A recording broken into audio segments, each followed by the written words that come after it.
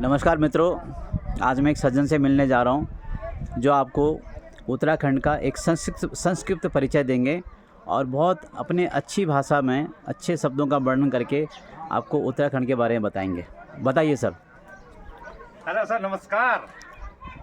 मेरा नाम पूरन रावत, मैं अल्मोड़ा सड़ से रहने वाला हूं और सचमुच यहाँ पे हमारी जो यहाँ पे देवभूमि उत्तराखंड जो बोला गया है, देवभूमि उत्तराखंड, और हम इसको मानते हैं और इसको पूजते हैं। और यहाँ पे कई लोग आते हैं। हमारा टूरिस्ट पैलेस है उत्तराखंड, और अभी भी इतना सुहाना मौसम यहाँ पे, 30 डिग्री टेम्परेचर। हम रात को स्वेटर्स वगैरह पहने हम आग के आगे खड़े थे, बिल्कुल आग को सेक रहे थे, इतना ठंड यहाँ पे था मौसम। तो हम तो यही चाहते हैं कि हमारे उत्तराखंड में आइए, हमारे गांव में आइए, एक बार ज़रूर पहुंचिए और देखिए कि यहाँ पे कैसा मौसम है। बहुत ही सुहाना है और यहाँ की संस्कृति इतनी अच्छी है, इतनी ज़बरदस्त संस्कृति है कि क्या बताएं आपको। हमारे यहाँ के सारी चीज़ें, जो वेशभूषा है, हर चीज़, हमारा खेती बाड़ी है और यहाँ पे फ्रूट्स वगैरह कई चीज़ें हमारे यहाँ उत्तराखंड में यहाँ पे पाए जाते हैं। लेकिन एक बार ज़रूर अपना समय निकाल के हमारे उत्तराखंड में आइए और यहाँ पे ज़रूर दर्शन कीजिएगा। तो सर, हम अगर कहें उत्तराखंड और जो उत्तराखंड का जो पहाड़ी इलाका है उसमें आना उचित होगा या फिर उत्तराखंड के मैदानी हिस्सों में आना उचित होगा? जो आप कह रहे हैं कि आइए यहाँ पे, आइए कुछ दिन के लिए यहाँ पे मौसम का एंजॉय कीजिए, तो क्या जो शहरी क्षेत्र हैं उस क्षेत्र में भी इसी प्रकार का तापमान है आजकल गर्मियों के मौसम में? नहीं, शहरी क्षेत्र में बहुत ही गर्मी है। मैं भी 2 दिन पहले मैं भी उत्तराखंड के रुद्रपुर शहर में रहता हूँ और मैं भी 2 दिन पहले जब रुद्रपुर से यहाँ पे आया तो इतनी गर्मी थी, 45 टेम्परेचर वहाँ पे रुद्रपुर में था। लेकिन जैसे ही मैं अपने गांव में आया, 30 डिग्री टेम्परेचर, 25 डिग्री टेम्परेचर, इतना अच्छा यहाँ पे टेम्परेचर। और आप आइए गांव में, एक बार आप देखेंगे यहाँ का मौसम। जून का महीना चल रहा है जहाँ की 54 टेम्परेचर राजस्थान में इस समय चल रही है, लेकिन हमारे यहाँ पे 30 डिग्री का टेम्परेचर। इसमें क्या सुहाना मौसम है।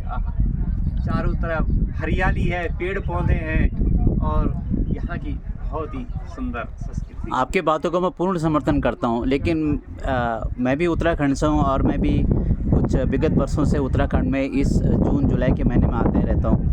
मेरा भी भ्रमण होता है और मुझे ऐसा प्रतीत होता है कि जो लोग आते हैं प्लेन से, यहाँ पर सैलानी आते हैं जो यहाँ पर ठहरते हैं, वो जाने अनजाने में हमारे पर्यावरण को भी प्रदूषित कर रहे हैं और कहीं ना कहीं उसका हमें खामियाजा भुगतना पड़ रहा है। आप क्या कहते हैं इस सिलसिले में?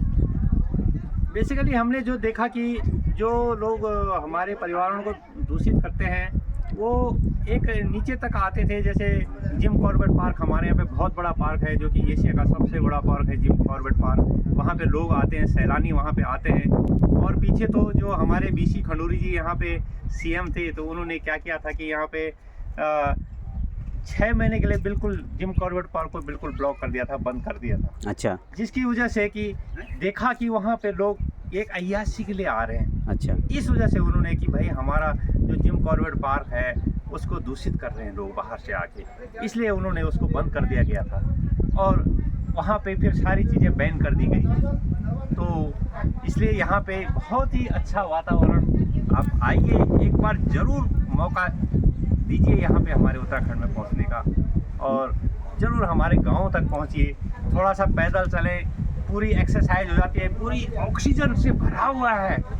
अच्छा, बहुत अच्छा बोल रहे हैं आप। मुझे एक चीज़ें मेरे मन में बहुत खल रही हैं कि पहले जब हम उत्तराखंड में रहते थे तो यहाँ पे जो रोड थे, सड़कें कम थी, तो आवागमन भी कम था। जो लोग यहाँ के थे वो यहीं रहते थे और जो बाहर से आते थे वो भी बड़े मुश्किल से आते थे और जब भी आते थे अपने साथ कम से कम सामान लाते थे। उससे क्या होता था कि पोल्यूशन कम होता था। अब देखो, जहाँ देखो, जिस गांव में देखो रोड है, रोड के किनारे आप झाँकोगे इधर उधर दाएं बाएं तो आपको पॉलीथीन, प्लास्टिक की बोतलें और किसी मतलब कई प्रकार के जो कचरा पड़ा हुआ है। और उससे कहीं ना कहीं हमें दुख होता है कि हमारा उत्तराखंड ऐसा नहीं था।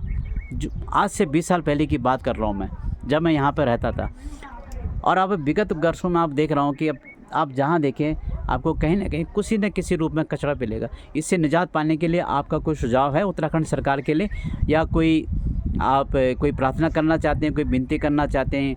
जो लोग यहाँ पे आ रहे हैं घूमने के लिए और कुछ दिन यहाँ पे समय बिताते हैं, लेकिन अपने एंजॉयमेंट तो खूब करते हैं, लेकिन हमारे इन खेत खलिहानों को, हमारे रोड को प्रदूषित करके जाते हैं और ये अच्छा नहीं लगता। आप क्या कुछ कहेंगे? बिल्कुल सर, आपने बिल्कुल सही बात कही है, क्योंकि मैं भी जब यहाँ पे पहले गांव में रहता था तो हमने देखा कि रोड बहुत दूर थी। हम भी 5 किलोमीटर दूर जाते थे, जहाँ पे हमारा बाज़ार था, जहाँ पे हमारा शहर था, हम 5 किलोमीटर दूर जाते थे और वहाँ पे जाके बाज़ार पे जाते थे, तब जाके अपना घर के लिए राशन वगैरह लेके आते थे, सारा सामग्री लेके आते थे। लेकिन आज गवर्नमेंट ने काफ़ी फैसिलिटी हमें दे चुके हैं कि मुश्किल से डिस्टेंस 10 मिनट या 15 मिनट का डिस्टेंस हमारा रोड का रह गया है, जहाँ से कि रोड से हमारा गांव का डिस्टेंस है। और है कुछ लोग आते हैं बाहर से, लेकिन गवर्नमेंट ने कुछ फैसिलिटियाँ कर तो रखी हैं कि हर रोड के किनारे वहाँ पे कुछ कूड़ेदान से लगा रखे हैं कि आप वहाँ पे अपना कूड़ा रखिए, उसमें डालिए, सूअर कूड़ा उसमें डालिए, गीला कूड़ा उसमें डालिए। लेकिन है कुछ लोग जो कि भाई पर्यावरण को दूषित करना चाहते हैं, लेकिन ऐसा नहीं है। हमारा जो उत्तराखंड है, प्यारा उत्तराखंड है, ये हमेशा ऐसा ही रहेगा और इसको कोई कितना भी दूषित करना चाहे लेकिन वो नहीं हो सकता। तो आपके शब्दों का तात्पर्य यही निकला कि भाई कुछ ना कुछ तो अच्छा रखिए अपने जीवन के लिए। शहरों को छोड़कर जब गांव में आएँ तो आपको प्योर गांव का एक वातावरण मिले, और जब जाएं तो कुछ यादगार लेके जाएं, जब आएँ तो कुछ यादगार लेके आएँ। यही आप कहना चाहते हैं? बिल्कुल बिल्कुल यही कहना चाहते हैं सर, बिल्कुल यही कहना चाहते हैं। बहुत बढ़िया लगा सर आपसे। मैं उम्मीद करता हूँ और सभी दर्शकों से मैं यही विनती करता हूँ, आप उत्तराखंड आइए, अपने घर आइए, अपने गांव आइए और पहाड़ों में आइए, यहाँ खूब रहिए, कई दिन तक रहिए, ठंडे मौसम का, ठंडे पानी का उपयोग कीजिए, लेकिन कृपया जाते जाते हमारे देवभूमि को प्रदूषित न करें, यही हमारी विनती है। तो मित्रों, आज तक के लिए मैं यही आपको बताना चाहता था। आप आइए, ज़रूर आइए, भ्रमण कीजिए, लेकिन इस जगह को प्रदूषित न कीजिए। नमस्कार।